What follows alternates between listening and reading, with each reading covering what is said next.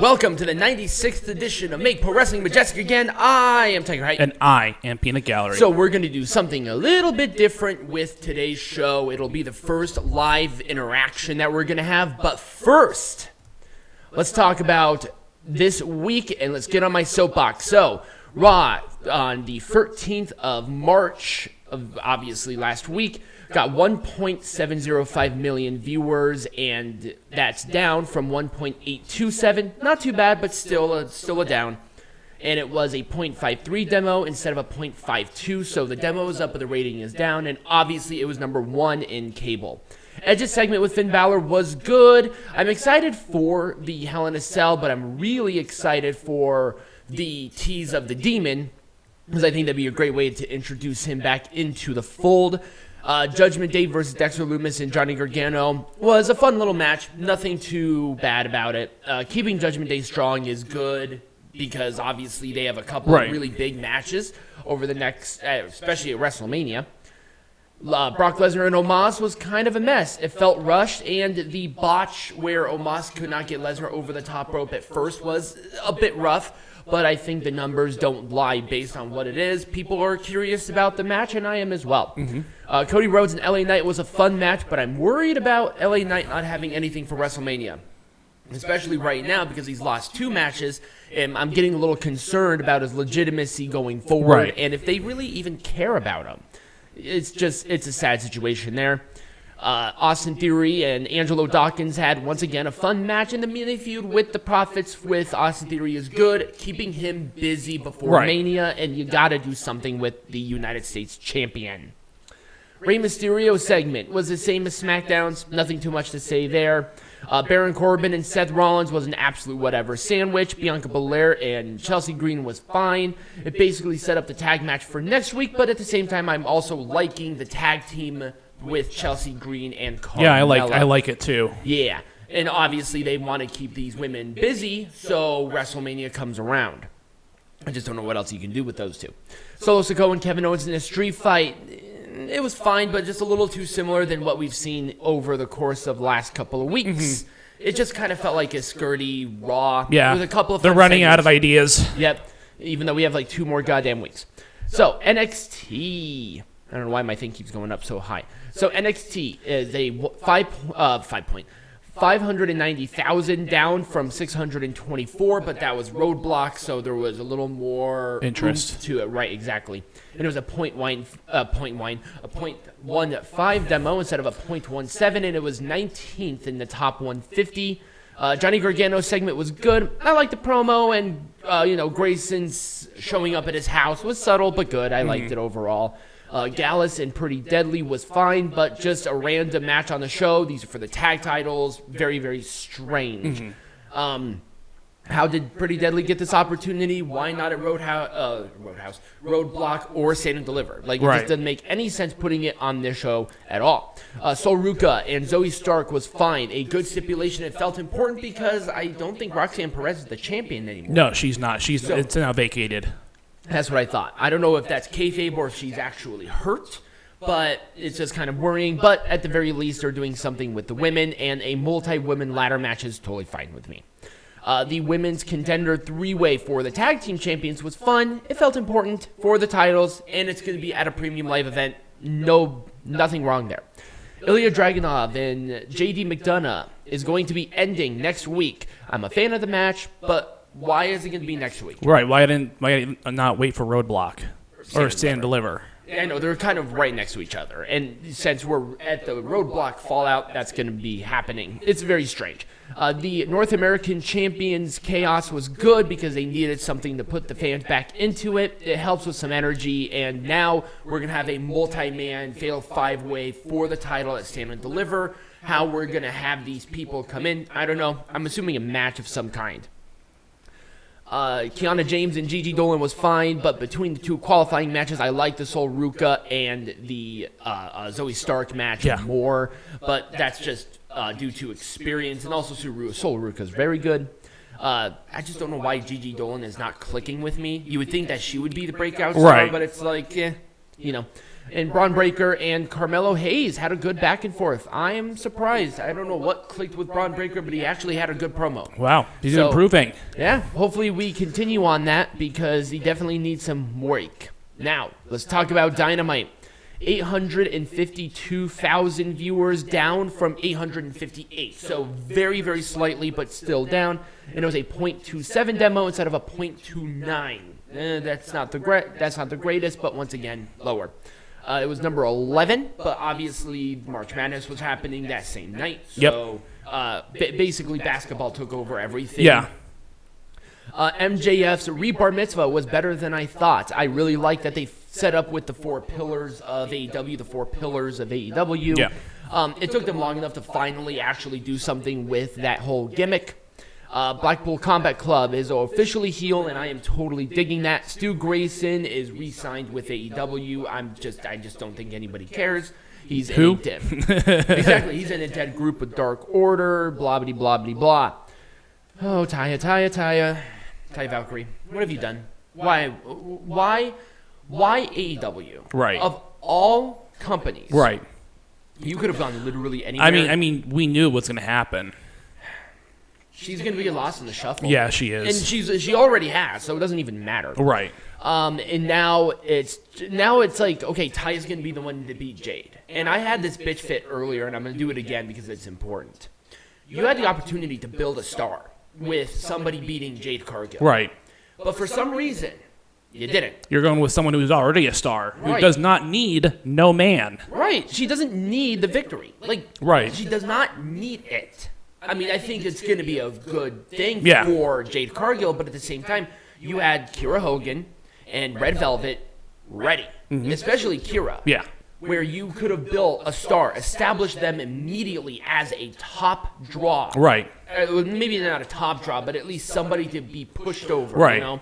But no, they didn't do that. Just very strange.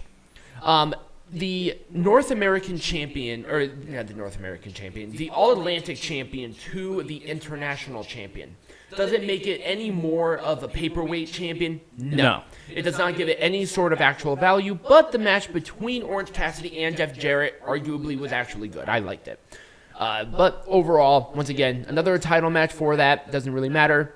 Once again, the women's division on the main event scene is a total disaster. Was that the main event segment? No, it was not. But you add more people in it with Riho, with Willow Nightingale, and then there was somebody else. I can't even remember. Going against the Outcasts. It's like, No one cares. who? Ruby Soho, Saraya, and Toni Storm. How are they outcasts? One of them was a champion, Right. too. So, how are they outcasts? They're trying to just copy what WCW did. Yeah, and it's not going to work. Right. Because all of them just don't want to be there. So, whatever. Anyway, and then the House of Black, the Elite, and Jericho Appreciation Society was good. I cannot believe I said that about it. Jericho Appreciation Society anything. Yeah, that was interesting in the same sentence, too. I know. But it looks like the Elite and Hangman are going to be facing the Blackpool Combat Club. God, whatever. Anyway, let's go to Impact. Obviously, I could not find any numbers for Impact because it's Impact.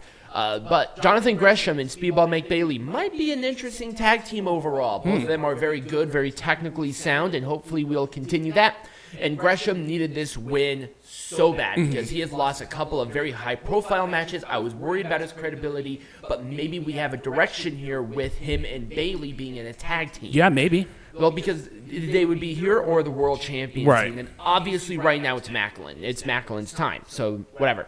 But speaking of Steve Macklin, we have Steve Macklin beating Heath. His legitimacy continues to grow as he's beating people. Yep. And they're doing that right. Also, speaking of Impact, did you see that Scott D'Amore is officially the president of Impact Wrestling? Yes, I did. Excellent. Johnny Swinger and Jay Vidal was a nothing. The whole feud between Eddie Edwards and PCO is spinning in the mud. It needs to end. And it's not because now Kenny King is being added into the rivalry. Oh, great. It's not going to help. Right. Also, is Kenny King Eddie Edwards' bitch now? Like, seriously. Right. Who knows? Get off of Honor No More. It's dead and buried. I'm happy that Taya took the fall for Kylan King because Kylan King is now with Impact. Yep. So... She's also still signed with NWA as well. Oh, really? Yeah. Well, now she is. She's a champion there.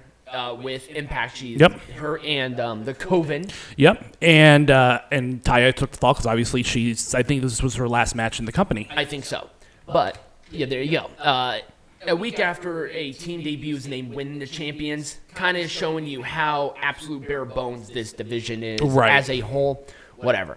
Obviously, we'll still have Jessica and Rosemary still tag team, but Ty Valkyrie was definitely a nucleus within the Death Dolls, so I'm not sure if they're going to call themselves the Death Dolls anymore. Who knows? I mean, they're still part of Decay, but still. And then, obviously, Josh Alexander, Frankie Kazarian, Rich Swann taking on Bullet Club was a fun main event. Not too much to say here because it writes itself. It's fine, you know. It's totally acceptable. Nothing too bad. SmackDown, I did not find ratings or demo for this one. Because we're filming this on a Saturday, so. Right. And it doesn't come out until Monday anyway. Well, and there we go. Cody Rhodes segment with Sami Zayn and Kevin Owens being the disappointed father trying to resolve the brothers feuding was good. I did like it quite a bit, actually. Judgment Day and Legado del Fantasma was a fun match. It continues the story, and then the promo after with the Mysterios once again was good. The Rey Mysterio really sold that crying very well. And Dominic really was like great at it because it's just a good story overall. I'm glad they're still doing it.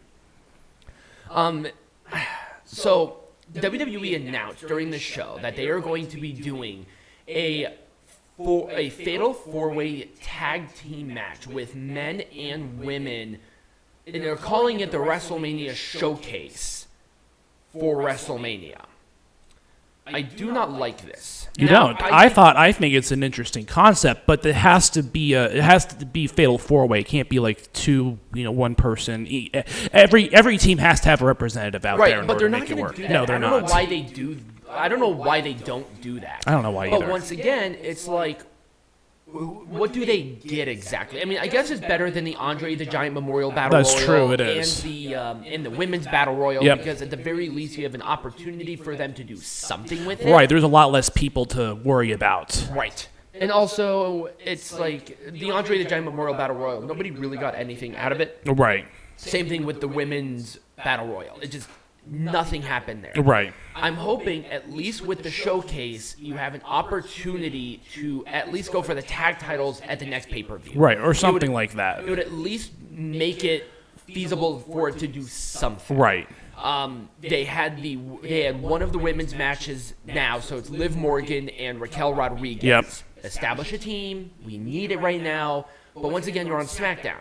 When was the last time the women's tag team champions, who are Becky Lynch and Lita, when was the last time they were on television? Right. On SmackDown. None. Zero. And the same thing goes with Damage Control. They were barely on SmackDown, so why bother with SmackDown?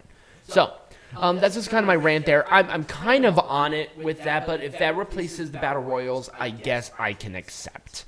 Charlotte Flair and Rhea Ripley's brawl was good. It needed to happen. We needed some energy into it, and they did it. I just don't know what they're doing with LA Knight for the most part. I had an issue with it, but I had previously stated that I hope they're not giving up on LA. Right. He has a very limited shelf life because he's turning 40 this year. Right. And you have a star here. Now, they did a little bit of a tease with another Bray Wyatt logo, but once again, is he going to be ready for Mania? Right. And why are we doing LA Knight and Bray Wyatt again? Right. Are they worried that they're not going to get like a big marquee? Because you have them with LA. LA is what Seth Rollins is on SmackDown. Right. Just continue to do it that way because AJ is hurt. He's not going to be at Mania unless he's returning at Mania. Who knows? That would be cool. We are getting a three-way match for the Intercontinental Champion. We knew it was going to happen. It was a good match, a good ending. Yep. People need to understand that this is theater. Right. And it's not necessarily the result. It's the journey to get to the result. Right. That's what you have to enjoy. Now, the ending is obviously something, but you can watch Romeo and Juliet 1,000 times. But actors, certain stages, that stuff is what's important. You know the ending. But at the same time, you still enjoy it. Why? Because it's not about the ending. It's about the journey. You have three awesome wrestlers here. Need to do something for Mania. Continuing to build the legitimacy of the Intercontinental Champion again and again and again. there you go. It's easy, right down to the center, but I enjoyed the journey for it, and that's what's important. I thought the whole Jey Uso and Sami Zayn thing was a match, but I guess not, but whatever. But it was great, though. Kevin Owens and Sami Zayn hugged. People lost their minds. And I'm assuming that will be our tag team title match for Mania. They have not made it official yet. They're probably going to at some point. Sometime next week. Right. All right. And finally, one more. Unfortunately, we have to talk about Rampage. I know. I wish this show didn't exist. No. Anyway, Powerhouse Hobbs and Rey Fenix. Even though this was kind of a random match, it was still fun. I thought both of them actually had good chemistry, and maybe a little bit of a singles push for Rey Fenix going against Powerhouse would not be a bad idea, just in general, But, I hope that they don't screw this up with Powerhouse. You have a star with Powerhouse, and this is a step in the right direction. Just don't overdo it. And even though people don't like QT, not a big fan of him either, I like him as a manager for Powerhouse. It actually might give a good mouthpiece for Powerhouse here. Right. So let's play it out. Let's see what happens. Thank God Taya had a good match, a fun match for her debut. But once again, she's already just starting to zone out of existence. Nobody within this division feels special. Not even Jade Cargill. So, I'm just worried. I'm worried. I'm worried that she screwed up her career by doing this. Anyway. The Bollywood Boys and the Jericho Appreciation Society, and this was 2.0, actually had a fun match. Wow. To be honest, I know. It was better than I thought, because I haven't seen 2.0 in a tag team match in a long time, and no, I don't watch Dark. I don't watch Dark Elevation. I'm not going to watch their little house show, because guess what? They're not getting paid anymore by running house shows. Right. Wait, why then? Why are we doing that? Why are we doing this to ourselves? And then Brody King and Daniel Garcia was just sad. They might have killed the legitimacy of a very good big man in Brody King here. Because Daniel Garcia put on a garbage Dragon Sleeper. And Jericho obviously had to interfere because nobody can get over but Chris Jericho. No.